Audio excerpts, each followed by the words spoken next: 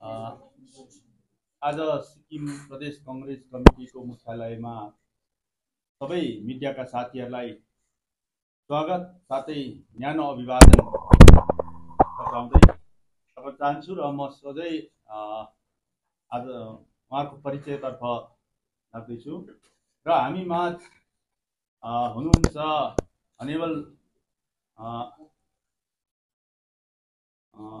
MP member of parliament Shri Saptagiri Shankar Ulakaji, जो chairperson standing committee of rural development Panchayati राजमा पनि हुनुहुन्छ र उहाँ हिजो मात्र आउनुभएको हो। सिक्किमको विशेष गरेर अफिसियल भिजिट लिएर उहाँ हिजो हामी माझ आइपुग्नु भयो। त्यसरी नै हामी माझमा क्रिस्टोफर तिलकजी हुनुहुन्छ, जो सेक्रेटरी इन्चार्ज हुनुहुन्छ। उहाँ त्यसपल्टमा तेस्रोपल्ट सिक्किमको भिजिट उहाँले गर्नुभएको छ र तपाईँहरूको माझमा उहाँले आजको विषयवस्तुलाई तपाईँको माध्यमद्वारा जनतालाई राख्ने उहाँले आफ्नो विचार राख्नुभएको थियो र तपाईँहरू माझमा उहाँ सरले आफ्नो विचार राख्नुहुन्छ। Thank you so much honourable PCC president Shri Gopal Chhetri ji, हमारे AICC secretary Christopher Tilak ji और मीडिया के भाइयों बहनों, आप सबको यहाँ पे बहुत बहुत स्वागत है। सिक्किम अपने 50वां स्टेटहुड 16 मई 2025 को सेलिब्रेट करने वाला है एंड प्रधानमंत्री भी यहाँ आने वाले हैं एंड हम पहले तो सारे सिक्किम के लोगों को बधाई देना चाहते हैं उनकी 50th स्टेटहुड का एंड ये भी याद दिलाना चाहते हैं कि इंदिरा गांधी एंड कांग्रेस सरकार थी जो सिक्किम को स्टेटहुड देने का काम भी किया था। कांग्रेस का ये योगदान था। लेकिन अभी जो एसकेएम पार्टी भाजपा के साथ सत्ता में है 2019 से है, वो लगातार रूप से सिक्किम को एक डिजास्टर के पाथ में लेती जा रही है। तो अभी एआईसीसी इंचार्ज होने के बाद हम यहाँ पहला विजिट है, अपने संगठन के जितने कार्यकर्ता उनसे बात किए, कुछ सिविल सोसाइटी ऑर्गेनाइजेशन से बात किए, कुछ बुद्धिजीवियों से भी बात की एंड कुछ चीज बहुत ही माने भयानक सा दिख रहा है जो अभी सिक्किम के साथ चल रहा है। मैं 4-5 ऐसे मुद्दे उठाने वाला हूँ जो हमारी यहाँ सरकार नहीं हो सकती, नहीं है, ठीक है, बट हमारी आवाज़ देश में है। Leader of opposition Lok Sabha, leader of opposition Rajya Sabha, Congress party एक अहम भूमिका निभाती है देश में एंड हर एक राज्य का, हर एक प्रांत का आवाज़ उठाने का काम कांग्रेस पार्टी करती आ रही है। सिक्किम के बारे में बताना चाहता हूँ, जो लिम्बू एंड तमंग के सीट रिजर्वेशन का मामला है, आपके मुख्यमंत्री तमंग है, आपके यहाँ के जो मेंबर ऑफ पार्लियामेंट वो लिम्बू संप्रदाय से आते हैं एंड बीजेपी की सरकार केंद्र में है, ये डबल इंजन का सरकार है।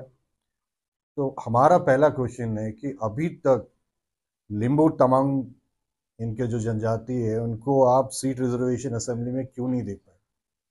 हमारा दूसरा सवाल है, जो 12 लेफ्ट आउट कम्युनिटीज है जिनको आदिवासी मान्यता मिलना चाहिए, वो अभी तक क्यों ये राज्य सरकार और केंद्र सरकार चुप है। इसको कब आदिवासी मान्यता मिलना चाहिए, कब देंगे।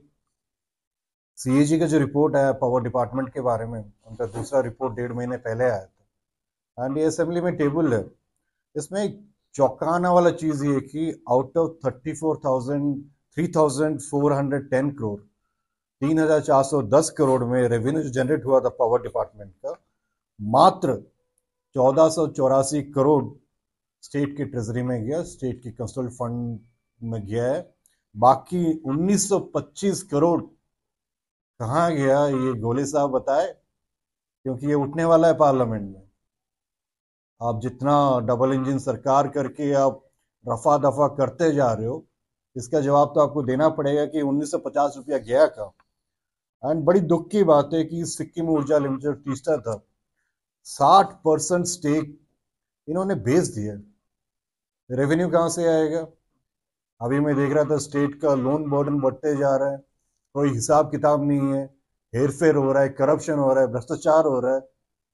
एंड सिक्किम की जनता, अब देश की जनता जवाब मांगेगी गोले साहब को कि आपका डबल इंजन डबल भ्रष्टाचार सरकार ये कहाँ आपका हो गया। एंड जो चौथी एंड सबसे महत्वपूर्ण इशू है अभी चल रहा है कि दार्जिलिंग और सिक्किम का मर्जर की बात हर जगह पे चर्चा हो रही है। ये बात कहां से आ रही है, कौन कर रहा है? क्या सिक्किम सरकार का ये नैतिकता नहीं है कि इस पे अपने बात रखे और सफाई दे? ऐसे कभी संभव नहीं हो सकता कि सिक्किम के मुख्यमंत्री शामिल है इस साजिश में। भाजपा ने दार्जिलिंग हिल्स को बोला था कि परमानेंट सॉल्यूशन देंगे करके। क्या परमानेंट सॉल्यूशन ये है दार्जिलिंग सिक्किम मर्जर? 32 के 32 विधायक की सरकार, एसकेएम की सरकार इस बात का क्यों खंडन नहीं कर रही है कि ऐसी कोई बात नहीं है, ये र्यूमर्स है, गॉसिप्स है? दाल में कुछ काला है। सिक्किम की जनता कभी माफ नहीं करेगी अगर इस तरह की कोई बात है। हम चाहते हैं ये सरकार स्पष्टीकरण करे कि दार्जिलिंग सिक्किम का मर्जर महज र्यूमर्स है। जो भाजपा ने दार्जिलिंग हिल्स में परमानेंट सॉल्यूशन का जो उन्होंने अपनी बात रखी थी, ये वो परमानेंट सॉल्यूशन कोई भाग नहीं है, एंड ऐसे कभी होगा नहीं है। सुसाइड रेट, आत्महत्या, बड़ी चौंकाने वाली चीज है कि सिक्किम में नेशनल एवरेज के मुकाबले 4 गुना ज्यादा यहाँ पे लोग आत्महत्या कर रहे हैं। क्यों कर रहे हैं? Because of distress. ये मेनली आपका सर्विस इंडस्ट्री है यहाँ पे, जो इलेक्शन चुनाव से पहले बोले थे कि 25,000 नौकरी देंगे और 10,000 का जो तनख्वाह देना था वो 6 महीने से सैलरी नहीं दे पा रहे हैं। और जितना कर्ज में डूबा हुआ है सिक्किम, बहुत दिन तक ये लास्ट नहीं करेगा अगर आप कोर्स करेक्शन नहीं करोगे। ये मेन चीज है जो हम उठाना चाहते हैं। कांग्रेस पार्टी ये सारे चीज हम सदन में उठाएंगे, पार्लियामेंट में उठाएंगे, क्योंकि जिस सांसद को आप चुन के वहां भेजे हो वो ये मुद्दा कभी नहीं उठाते। ये उठेगा और हम चाहते हैं ये सरकार जवाब दे, इस पे स्पष्टीकरण करे कि डबल इंजन का फुल मेजोरिटी का सरकार, 32 विधायक का सरकार, केंद्र में एनडीए की सरकार, सब होने के बाद भी सिक्किम क्यों नीचे नीचे होते जा रहा है फाइनेंशियली एंड इकोनॉमिकली, सोशली। ये बड़ी चिंता वाला चीज है। अब सिक्किम फ्लड्स में जो हुआ रिहैबिलिटेशन पैकेज भी नहीं मिला कुछ भी। एंड ताज्जुब की बात है कि रीवैम्प के लिए फिर से एनवायरमेंट क्लियरेंस स्टेट गवर्नमेंट दे दिया वही प्रोजेक्ट को। एंड वो कौन कर रहा है? ऑफशोर अकाउंट आके वो प्रोजेक्ट रन कर रहा है। सरकार ने अपना स्टेक्स बेच दिया। तो ये मोटा मोटा सिक्किम का पॉलिटिकल सिनेरियो है। एंड मुझे लगता है कि जो जनता ने इनको बहुमत से जिताया था वो उनके मतलब ठीक से खड़े नहीं हो पा रहे हैं एंड अपना काम नहीं कर पा रहे। एंड इसका जो परिणाम होगा वो बहुत ही भयानक होगा सिक्किम के जनसाधारण को, यहाँ के युवाओं को, यहाँ के माताओं को। तो यही बोल के मैं अपना बात को यही विराम रखता हूँ। अगर आप लोग का कोई क्वेश्चन है तो हम लेने के लिए अभी तैयार है। आप सब इतने कम समय पे हैं, इसलिए आप सबका बहुत बहुत तहे दिल से धन्यवाद।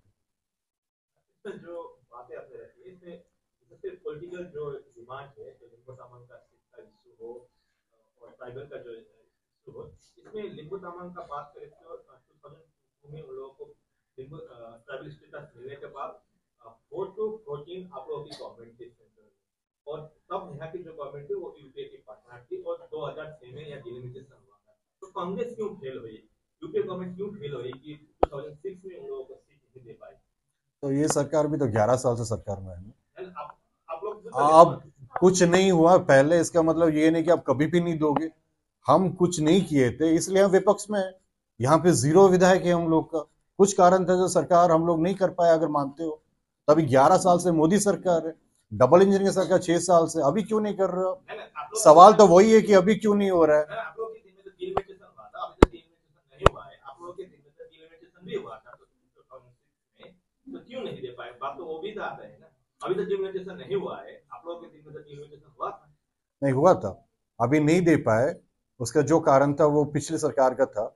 आज के दिन में इन लोगों को क्या प्रॉब्लम है देने में? हमारा वही सवाल है।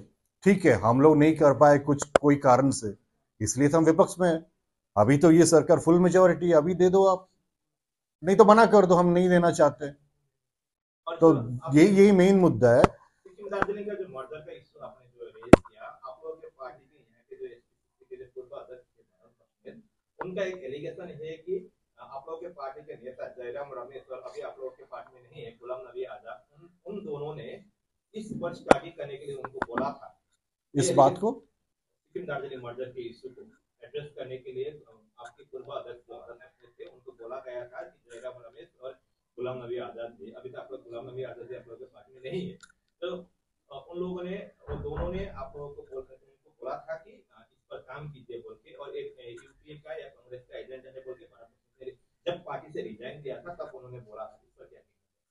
देखिए, जो उन्होंने कहा था, तो उस उनके पास क्या तथ्य था वो मुझे पता नहीं। अगर आप चाहते हो तो मैं फिर से पता करके बोलता हूँ, बट आज के दिन में ये बात अचानक से उठ रही है ना। पिछले 5-6 साल से नहीं था, मतलब 19 तक नहीं था। अभी ये बात 1-2 साल से उठ रही है। तो अगर ऐसी बात नहीं है तो इस सरकार को खंडन करना चाहिए। एंड उस वक्त भी हमारे कोई भी नेता जो अभी चले भी गए हैं, कभी ये बात नहीं उठाया था। जो वक्ता हम लोग को बोले थे, आप इसके बारे में ज्यादा कुछ बोलना है तो अपने पीसीसी अध्यक्ष बोल सकते हैं, बट कांग्रेस पार्टी का कभी स्टैंड था ही नहीं है।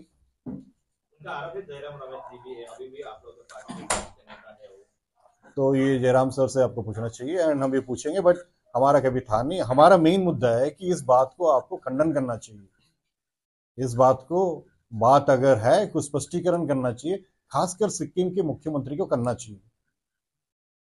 यही हमारा रिक्वेस्ट है। त्यसमा अलिकति म गर्छु।